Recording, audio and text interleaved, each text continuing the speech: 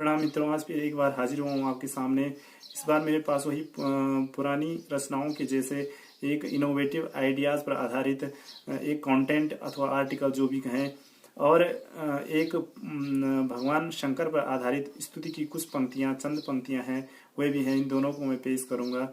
और जो ये इनोवेटिव आइडिया हैं, ये मेरे लिए तो इनोवेटिव है ही हैं, क्योंकि इतना तो है ही क्योंकि ये आइडिया एकदम तो मेरे दिमाग में आया नहीं।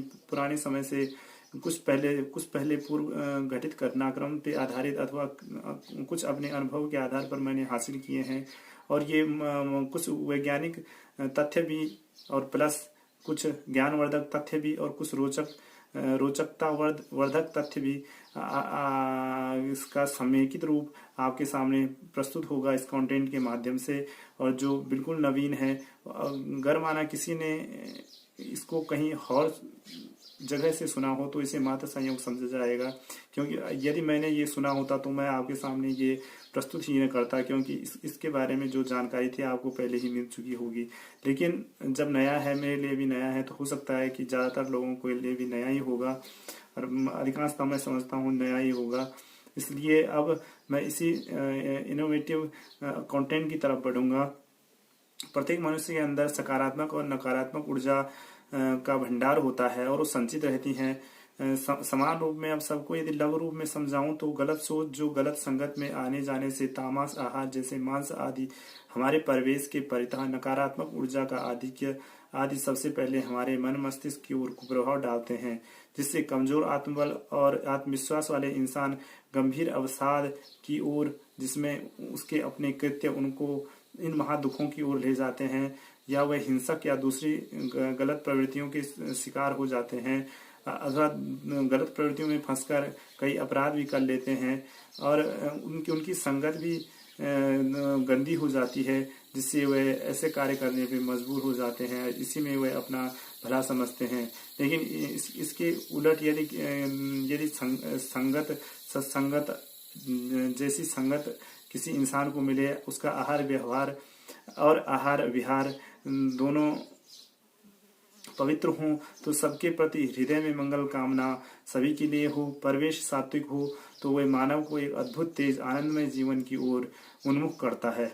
लेकिन यदि उदाहरणार्थ हम स्वयं नकारात्मक सोच वाले हैं, और ऐसे नकारात्मक व्यक्तित्व से हम टकरा गए हैं कि हमारी सोच भी नकारात्मक है, तो उसमें हमारी नकारात्मक ऊर्जा जो है वो बढ़ जाएगी, जिससे हमें स्वयं दुख मिलेगा। और यदि सकारात्मक ऊर्जा का बल नकारात्मक ऊर्जा से भरे उस मानव से अधिक हो, तो वह हमारे विचारों से प्रभावित होगा, वो हमारी ओर लुभावन प्रवृत्ति का हो जाएगा, और हमारी ओर आकृष्ट होके वो भी आनंद मार्ग की तरफ उन्मुख होगा, क्योंकि वह ऐसे कार्य वो भी स्वयं करने लगेगा, और उसका विवेक और समझ है वो जाग जाएगी, और वो सन्मार्ग की ओर प्रेरित होता जाएगा।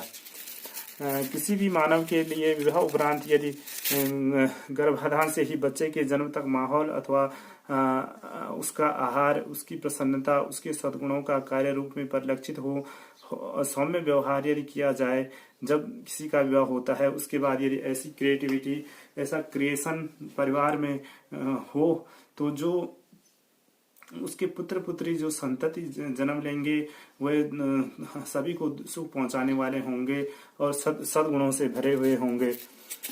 एक पहलू यह भी है कि यदि माता पिता के कुल मिलाकर सद्गुण अधिक हों तो संतति भी सुखदायक होगी, तो उसकी संतति भी सुखदायक होगी। और दूसरे पहलुओं में उनकी बीती पीढ़ियां भी वैज्ञानिक समझ के आधार पर कुछ उत्परिवर्तन के तौर पर गुण भी संतति में माता पिता से कुछ भिन्न हो जाते हैं, क्योंकि जो हमारे जीन्स होते हैं, इसके फलस्वरूप हमारे अंदर गुण आते हैं, लक्षण आते हैं, रूप रंग आता है, वह पूरा प्रभाव उसका हमारे पिछली पीढ़ियों से भी होता है, और जो माता होती हैं उनकी भी पिछली पीढ़ियों से और उस माता से भी होता है। तो एक यदि आप हिंदू धर्म में विश्वास रखते हों और आपने हिरण्यकश्यप प्रहलाद की कथा सुनी होगी, तो उसमें से एक रोचक तथ्य मैं आपके सामने रखूंगा। कयादु से जिस समय देव स्वरूप प्रहलाद बालक का जन्म हुआ था, उससे पहले जब गर्भाधान हुआ था, तो हिरण्यकश्यप से कयादु माँ ने नारायण नारायण शब्द का उच्चारण करवाया था। तो और स्वयं वो पतिपरायण भी थी और धर्म को मानने वाली भी थी, इसलिए जो उसका पुत्र हुआ प्रहलाद वो परम विष्णु भक्त हुआ था। दोस्तों ये कॉन्टेक्ट यहीं तक रखना चाहूँगा फिलहाल। अब मैं आपके सामने भगवान शंकर पर आधारित कुछ चंद पंक्तियां लेके प्रस्तुत करूंगा। विलोचनाय त्रिलोचनाय सुरेश्वराय वद नमः शिवाय। त्रिलोचनाय विलोचनाय सुरेश्वराय वद नमः शिवाय। नमः शिवाय ओम नमः शिवाय। नमः शिवाय ओम नमः शिवाय। नमः शिवाय ओम नमः शिवाय। नटराजाय नाट्यारचिताय नटराजाय नाट्यारचिताय भूतादिदेवाय वद नमः शिवाय। नटराजाय नाट्यारचिताय भूतादिदेवादि वद नमः शिवाय। नमः शिवाय ओम नमः शिवाय। नमः शिवाय ओम नमः शिवाय। नमः शिवाय ओम नमः शिवाय। भक्तान मध्याय कृपाशंकराय आनंद दृष्टि प्रदाय नमः शिवाय। भक्तान मध्याय कृपाशंकराय आनंद दृष्टि प्रदाय नमः शिवाय। नमः शिवाय ओम नमः शिवाय। नमः शिवाय ओम नमः शिवाय। नमः शिवाय ओम नमः शिवाय। बुद्धि प्रदाय शक्ति प्रदाय जगह रक्षिताय नमः शिवाय। बुद्धि प्रदाय शक्ति प्रदाय जगह रक्षिताय वद नमः शिवाय। नमः शिवाय ओम नमः शिवाय। नमः शिवाय ओम नमः शिवाय। नमः शिवाय ओम नमः शिवाय। सृष्टि संहाराय भुवनेश्वराय जगत रचिताय नमः शिवाय। सृष्टि संहाराय भुवनेश्वराय जगत हिताय ओम नमः शिवाय। नमः शिवाय ओम नमः शिवाय। नमः शिवाय ओम नमः शिवाय। नमः शिवाय ओम नमः शिवाय। डमरू की धुन पे त्रिशूल धराय डमरू की धुन पे त्रिशूल धराय सर्वचित्ताकर्षाय वद नमः शिवाय। त्रिशूल धराय सर्वचित्ताकर्षाय वद नमः शिवाय। नमः शिवाय। नमः शिवाय ओम नमः शिवाय। नमः शिवाय ओम नमः शिवाय। नमः शिवाय ओम नमः शिवाय।